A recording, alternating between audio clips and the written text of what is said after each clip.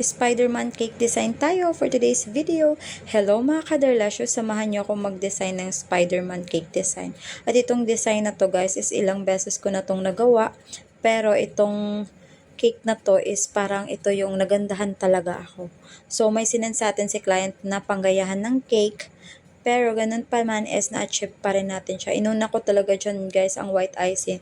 At tinap ko na lang yung mga food color na icing kasi nga ayoko talaga guys ng maraming food color. Alam nyo naman ako, 'di ba? Noon pa man hindi talaga ako masyadong naglalagay ng mga food color. Kung maglagay man ako, ini-spray ko lang or di kaya is tinatap ko talaga siya. Hindi ko siya dinedirect talaga nilalagyan buo yung icing ng food color kasi una, mag-iiba yung lasa ng icing ko. Ayoko na mag-iba yung lasa ng icing ko kasi napakamahal ng icing ko guys.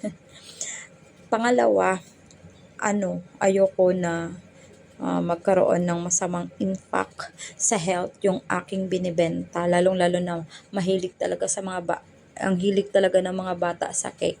So, ayoko na magkaroon sila ng sa health nila.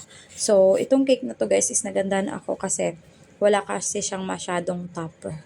So, maliit lang yung topper niya. Kasi maganda kasi sa cake case na wala masyadong topper. So, ito na yung finished product natin. Sana nagandahan kayo. Yun lang. Bye!